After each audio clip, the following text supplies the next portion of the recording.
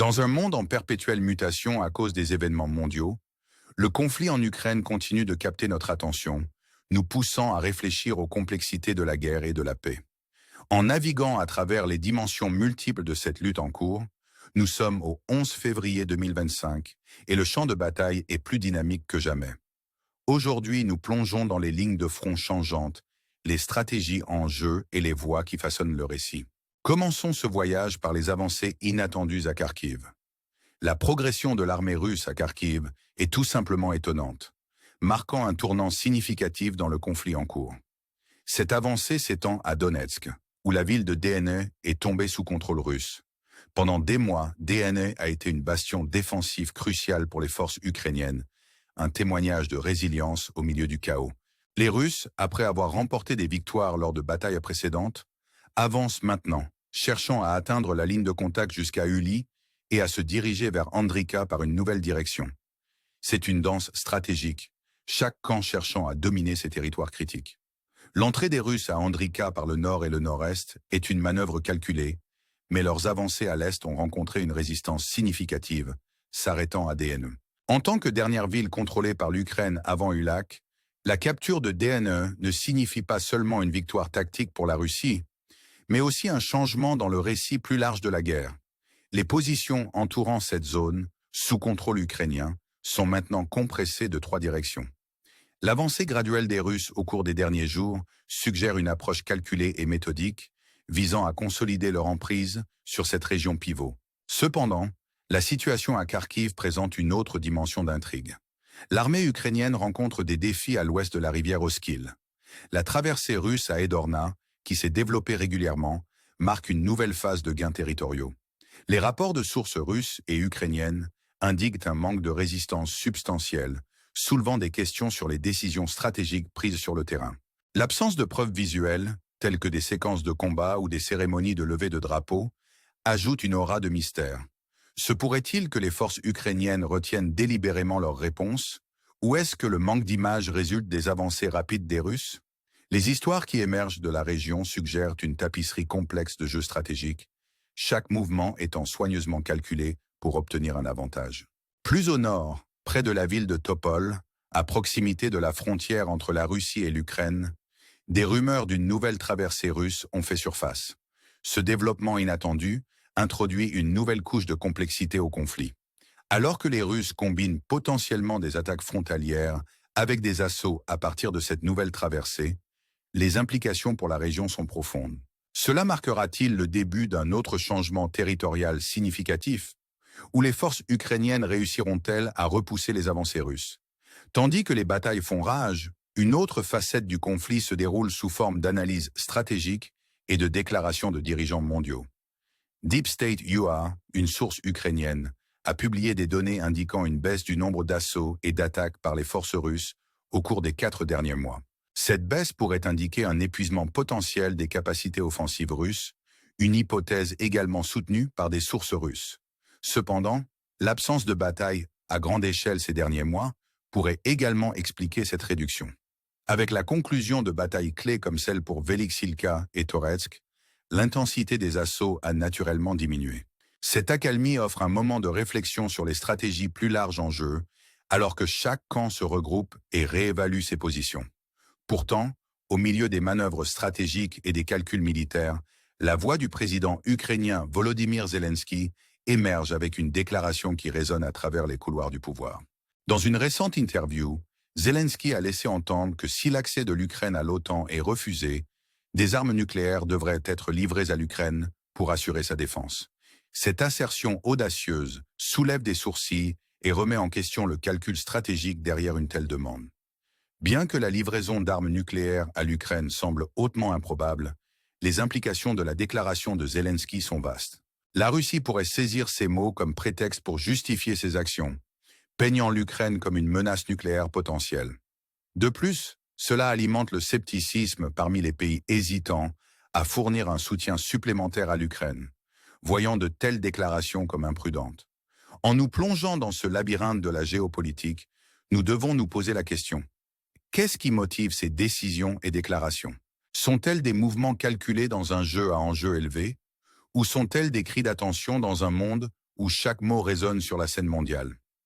Les implications des déclarations de Zelensky sont profondes, potentiellement influençant la trajectoire des négociations de paix et le paysage géopolitique plus large. À chaque développement, nous nous retrouvons à questionner le chemin vers une résolution de ce conflit. Alors que nous réfléchissons à ces dynamiques complexes, la question persiste. Quel avenir pour l'Ukraine, la Russie et le monde? Face à l'incertitude, une chose est claire. Les complexités de ce conflit exigent notre attention, nous incitant à rechercher la compréhension dans un monde où chaque décision a le potentiel de remodeler l'avenir. En concluant notre exploration d'aujourd'hui sur le conflit ukrainien, je vous invite à réfléchir à ces questions et à nous rejoindre dans ce voyage de découverte. N'oubliez pas d'aimer et de vous abonner pour plus d'analyses approfondies et de mises à jour sur les histoires qui façonnent notre monde. Merci d'avoir regardé et jusqu'à la prochaine fois, restez curieux et informés. Les événements qui se déroulent en Ukraine rappellent vivement l'imprévisibilité de la guerre, où chaque jour semble apporter un nouveau chapitre à cette saga en cours. Le conflit est devenu un point central de l'attention internationale, une tapisserie complexe tissée à partir des fils de la stratégie, de la résilience et de la diplomatie.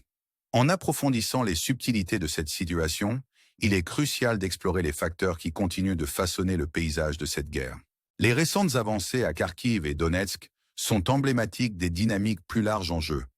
La capture de DNE par les forces russes n'est pas seulement un gain territorial, c'est un coup psychologique significatif pour la défense ukrainienne.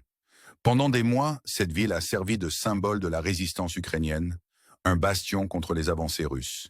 La chute de DNE marque un moment pivot dans le conflit, signalant un changement de momentum qui pourrait avoir des implications de grande portée pour les deux camps. L'importance stratégique de DNE ne peut être sous-estimée. Positionnée comme la dernière ligne de défense avant Ulac, sa capture ouvre une nouvelle voie pour les forces russes pour renforcer leur avantage plus avant dans le territoire tenu par l'Ukraine. Alors que les troupes russes consolident leur emprise sur cette région, la question se pose. Comment l'Ukraine réagira-t-elle à ce nouveau défi? Se regrouperont-ils et renforceront-ils leur défense dans les zones environnantes, ou tenteront-ils une contre-offensive pour reprendre le terrain perdu? Les enjeux sont élevés, et les décisions prises dans les semaines à venir pourraient déterminer la trajectoire future de ce conflit. À Kharkiv, la situation est tout aussi complexe. Les avancées de l'armée russe à l'ouest de la rivière Oskil mettent en évidence la nature fluide de ce front de guerre.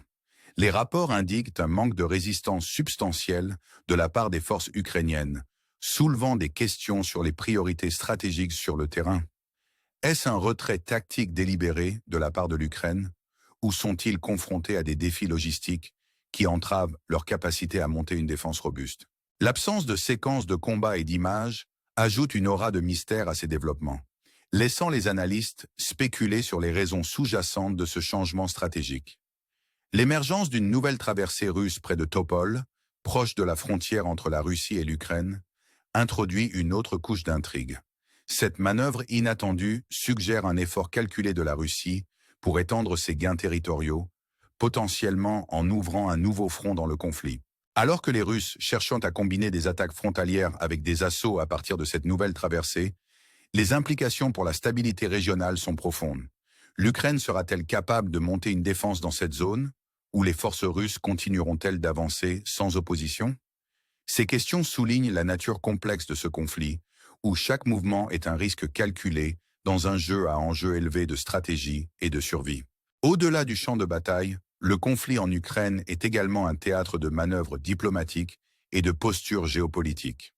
Les récentes déclarations du président ukrainien Volodymyr Zelensky ont ajouté une nouvelle dimension à ce récit. Dans une déclaration audacieuse, Zelensky a suggéré que si l'accès de l'Ukraine à l'OTAN est refusé, des armes nucléaires devraient être livrées à l'Ukraine pour assurer sa défense. Cette déclaration, bien qu'improbable en termes de livraison réelle d'armes nucléaires, porte un poids diplomatique significatif. Les mots de Zelensky mettent en évidence la menace existentielle que l'Ukraine perçoit de sa situation géopolitique actuelle.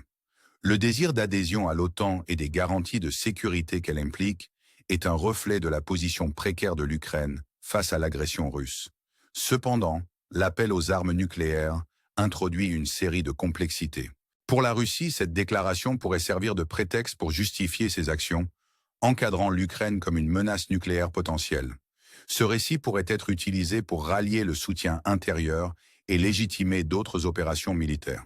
Sur la scène internationale, la déclaration de Zelensky peut également alimenter le scepticisme parmi les pays hésitants à fournir un soutien supplémentaire à l'Ukraine. La perspective de prolifération nucléaire est une question sensible, et de telles déclarations peuvent être perçues comme déstabilisantes et contre-productives. Alors que les nations du monde entier pèsent leurs réponses, les mots de Zelensky pourraient influencer le niveau de soutien diplomatique et militaire que l'Ukraine recevra dans les mois à venir.